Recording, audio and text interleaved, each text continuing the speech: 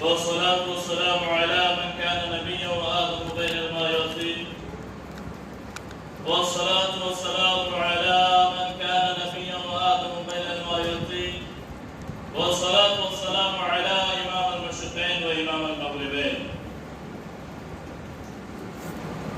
أما بعد فقد قال الله تبارك وتعالى في القرآن المجيد والفرقان الحميد فأعوذ بالله من الشيطان الرجيم بسم الله الرحمن الرحيم. يا أيها الذين آمنوا من يرتد منكم عن دينه فسوف يأتي الله بقوم يحبهم ويحبونه إلى آخره. وقال رسول الله صلى الله عليه وسلم المهدي مني يخفو أثري ولا يخفي. صدق الله العظيم وصدق رسوله النبي الكريم ونحن على ذلك لمن الشاهدين والشاكرين والحمد لله رب العالمين. چونکہ ہمارے بھائیوں نے نظم کا ماحول بنایا ہے تو میرا بھی ذہن نظم کی طرف چلا گیا ہے، لہٰذا میری من پسند نظم، میری من پسند نعت آپ کے سامنے. آواز تھوڑی گھونٹی ہے لیکن برداشت کر لیجیے گا. نعت مہدی علیہ السلام پیش کرنے کی سعادت حاصل کرتا ہوں. سماعت فرمائیں. میرے مہدی کی خوشبو چھپ نہیں سکتی چھپانے سے،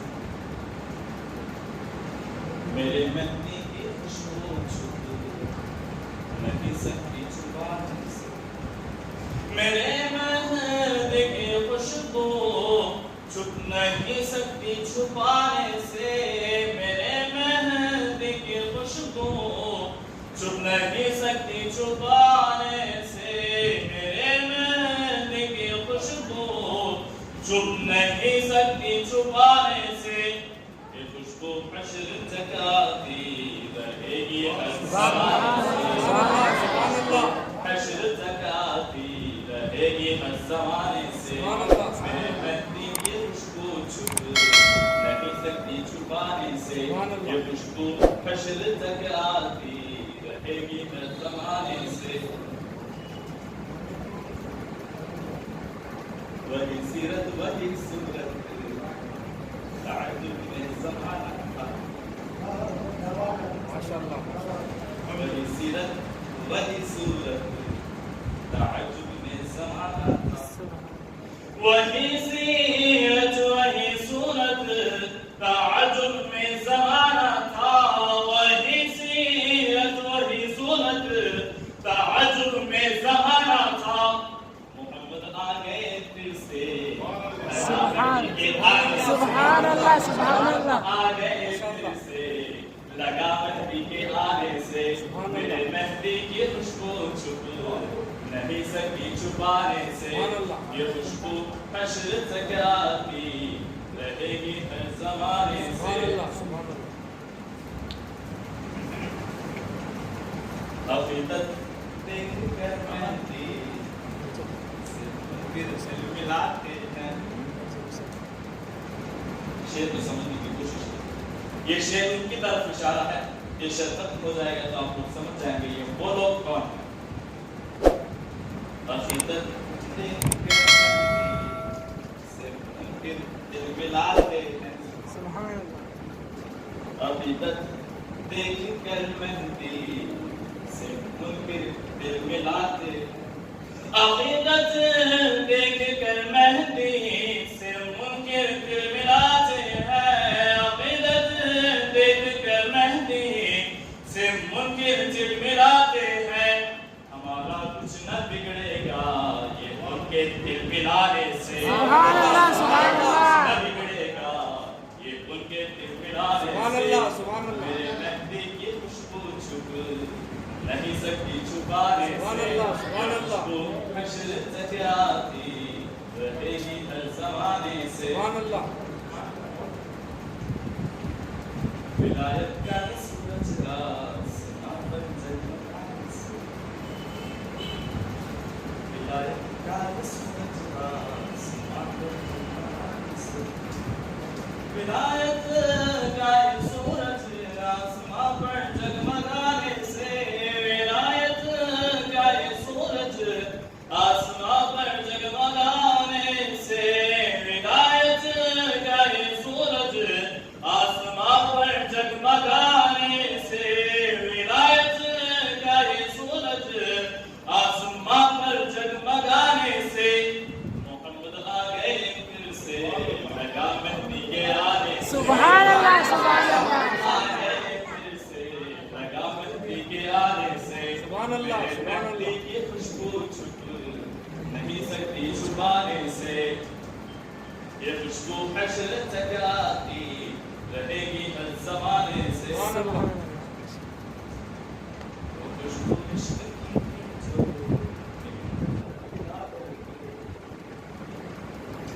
وہ خوشبو عشق کی جو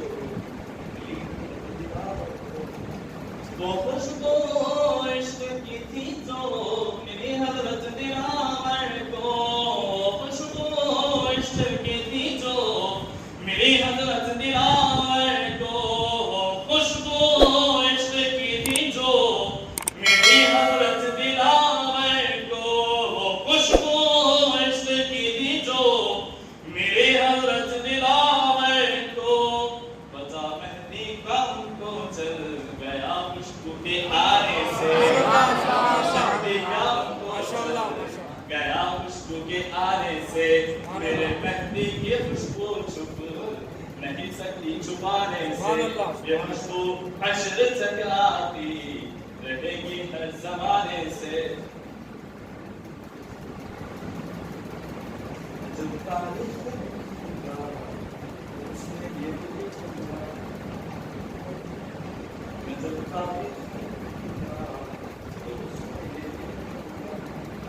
میں جب تاریخ لکھوں گا تو اس میں یہ بھی لکھوں گا، میں جب تاریخ لکھوں گا تو اس میں یہ بھی لکھوں گا، میں جب تاریخ لکھوں گا تو اس میں یہ بھی لکھوں گا، شریعت پھر سے تازہ ہو سبحان اللہ مہدی کے سبحان آنے اللہ سے، سبحان اللہ پھر سے تازہ ہو گئی مہدی کے آنے سے، میرے مہدی کی خوشبو چھپ نہیں سکتی چھپانے سے، یہ خوشبو حشر تک آتی رہے گی ہر زمانے سے،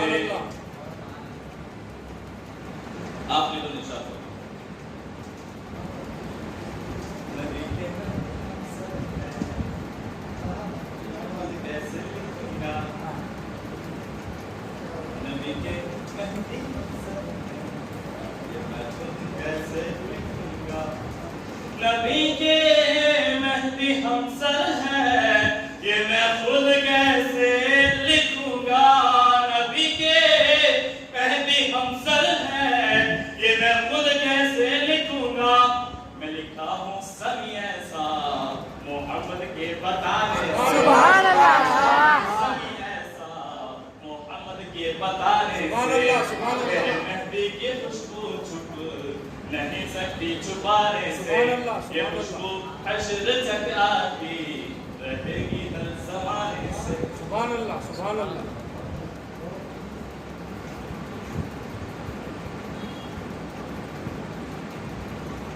أما بعد فقد قال الله تبارك وتعالى في القرآن المجيد والفرقان الحميد، أعوذ بالله من الشيطان الرجيم، بسم الله الرحمن الرحيم، يا أيها الذين آمنوا من يرتد منكم عن دينه فسوف يأتي الله بقوم يحبهم ويحبونه،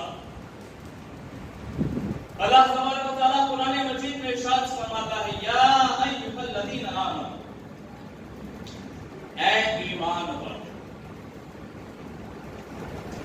من یرتد منکم عن دینہ، تم میں سے اگر کوئی ارتداد کا خواہش مند ہے، تم میں سے اگر کوئی منکر ہونے کا خواہش مند ہے، تم میں سے اگر کوئی شخص کافر ہونے کا خواہش مند ہے، ہو جاؤ، کیوں؟ فَسَوْفَ يَأْتِي اللَّهُ بِقَوْمٍ، بے شک اللہ تعالیٰ ایک ایسی قوم کو لائے گا، يُحِبُّهُمْ وَيُحِبُّونَهُ، جو مجھ سے محبت کرے گا، اس کے بعد میں اس قوم سے محبت کروں گا۔ چنانچہ محترم سامعین اکرام، جب خانہ کعبہ کی تعمیر ہوئی، حضرت ابراہیم علیہ السلام نے جب خانہ کعبہ کی تعمیر کی، جب آپ نے خانہ کعبہ کی تعمیر کی ابتدا کی، تو ابتدا رکھنے کے بعد جب آپ نے خانہ کعبہ کی تعمیر شروع کی، اس وقت ایک آیت کریمہ آپ پر نازل ہوئی۔ اس میں آپ پر یہ لکھا تھا، اس میں آپ نے اللہ تعالیٰ سے دعا مانگی تھی کہ اللہ تبارک و تعالی میری قوم میں سے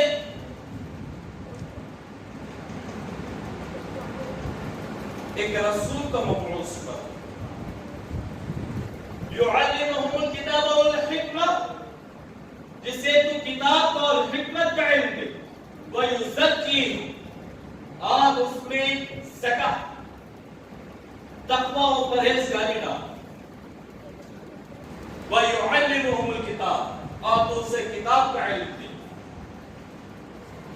چنانچہ جب آپ نے خانہ کعبہ کی تعمیر جب آپ نے مکمل فرمائی، اس کے بعد اللہ تعالیٰ سے آپ نے کیا دعا مانگی؟ آپ نے دعا مانگی، اے اللہ تبارک و تعالیٰ تو میری قوم سے ایک امام کو مبعوث کر۔ چنانچہ جب ہم مفسرین کے پاس جاتے ہیں تو مفسرین ہمیں کیا کہتے ہیں؟ مفسرین ہمیں کہتے ہیں کہ یہ دونوں آیتیں ایک ہی شخص پر دلالت کرتی ہیں، ایک ہی انسان پر یہ دونوں آیتیں دلالت کرتی ہیں۔ اور میں ان سے سوال کرتا ہوں، ایک آدمی پر دو دعائیں دلالت نہیں کر سکتی۔ نعوذ باللہ ثم نعوذ باللہ، اگر ہم یہ سمجھیں گے کہ ایک آدمی پر دو آیتیں صادق آتی ہیں یا دو دعائیں ایک آدمی کے لیے کی گئی ہیں، تو ہمارا ایمان گڑبڑ ہو جائے گا، ہمارے ایمان میں خرابی پیدا ہو جائے گی۔ وہ خرابی کیسی خرابی؟ اگر ایک ہی آدمی کے لیے دعا کرنا تھا تو ابراہیم علیہ السلام ایک ہی مرتبہ دعا کرتے، دوسری مرتبہ پھر اسی آدمی کے لیے دعا نہ کرتے۔ چنانچہ مہدی موعود علیہ السلام نے چنانچہ حضرت ابراہیم علیہ السلام نے دوسری مرتبہ دعا کی۔ اس کا مقصد یہ ہوا، اس کا مطلب یہ ہوا، جب آپ نے خانہ کعبہ کی تعمیر کی شروعات کی تو اس وقت آپ نے رسول کے لیے دعا مانگی، لیکن جب خانہ کعبہ کی تعمیر مکمل ہو چکی اس کے بعد آپ نے امام کی دعا مانگی۔ یہ صرف اسی بات پر دلالت کرتا ہے کہ جب امت محمدیہ کی بنیاد پڑی تو بنیاد میں آنے والی شخصیت محمد رسول اللہ ہے، اور اس کے بعد جب آپ نے خانہ کعبہ کی تعمیر مکمل فرما لی اس کے بعد آپ نے جو دعا مانگی اس دعا سے مراد مہدی موعود علیہ السلام کے ساتھ۔ سبحان اللہ، سبحان اللہ، بات کو سمجھنے کی ضرورت ہے۔ دوسری مرتبہ آپ نے جو دعا مانگی اس دعا سے مراد مہدی موعود علیہ السلام کے ساتھ۔ چنانچہ آپ نے جس پتھر پر کھڑے رہ کر خانہ کعبہ کی تعمیر کی اسی پتھر پر کھڑے رہ کر مہدی موعود علیہ السلام نے ہزاروں سال کے بعد ٹھیک اسی پتھر پر کھڑے رہ کر جس پتھر پر حضرت ابراہیم علیہ السلام نے امام کی دعا مانگی تھی، اللہ تعالیٰ سے دعا مانگی تھی کہ اے اللہ تعالیٰ تو میری قوم میں سے ایک امام کو مبعوث فرما۔ چنانچہ اسی پتھر پر کھڑے رہ کر مہدی موعود علیہ السلام نے اسی پتھر پر کھڑے رہ کر مہدویت کا دعویٰ فرمایا۔ سبحان اللہ، سبحان اللہ۔ آپ کی سب سے بڑی دلیل یہی ہے، آپ گمراہ فرقوں سے پوچھ لیں کہ کوئی بھی ایسی دلیل لے آئے کہ جس شخص نے خانہ کعبہ میں اسی پتھر پر کھڑے رہ کر دعوی مہدویت کیا تو بے شک ہم آپ کی غلامی لکھ دیتے ہیں۔ 18 مدعیان مہدویت تھی، 18 مدعیان مہدویت میں سے جب ہم ہر کسی کو چھانٹتے ہیں تو 18 مدعیان مہدویت میں سے کچھ لوگ مارے گئے یا کچھ لوگ غائب ہو گئے یا کچھ لوگوں نے جو اللہ والے تھے ان لوگوں نے توبہ کر لی۔ چنانچہ 2 آدمی بچے تھے، صرف 2 آدمی آخر تک بچے تھے۔ وہ 2 آدمی کون تھے؟ ایک تو سید محمد سوڈانی تھا اور ایک مہدی موعود علیہ السلام کی ذات تھی۔ چنانچہ جب سید محمد سوڈانی کی تعلق سے ہم دیکھتے ہیں، جب ہم اس کا بیک گراؤنڈ چیک کرتے ہیں، اس کا بایو ڈیٹا نکالتے ہیں تو کیا لکھا ہے؟ اس کے بایو ڈیٹا میں کیا آتا ہے کہ اس نے عرب کی سرزمین میں قدم ہی نہیں رکھا۔ جب اس نے عرب کی سرزمین پر قدم ہی نہیں رکھا تو پھر اس کے مہدی ہونے کا دعویٰ ناقص ہو جاتا ہے. کیوں ناقص ہوتا ہے؟ حضور اکرم صلی اللہ علیہ وسلم نے کیا کہا تھا؟ بے شک جو مہدی موعود ہوگا، جو مہدی خلیفۃ اللہ ہوگا، وہ خانہ کعبہ میں رکن یمانی کے درمیان کھڑے رہ کر نہ کسی سوتے ہوئے کو تکلیف دے گا، نہ ہی زندہ کو پکڑ کے چھنڈوڑ کر مہدویت کی دعوت دے گا، بلکہ اس سے کہے گا اور وہ مہدویت کو قبول کر لے گا. دن دہاڑے میں وہ شخص آ کر یہ دعویٰ مہدویت کرے گا. لہذا جتنے بھی لوگ ہیں، ایک شخص بھی اس دعوے پر صادق نہیں آتا. اس دعوے پر صادق ہونے والی ایک ہی ذات ہے، وہ ہے ہمارے اور آپ کے خلیفہ مہدی موعود علیہ السلام کے. سبحان اللہ سبحان اللہ. چنانچہ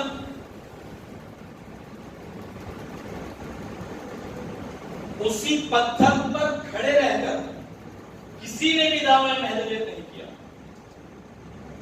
دعویٰ مہدویت اسی پتھر پر کھڑے رہنے والی واحد ذات مہدی موعود علیہ السلام کی ذات.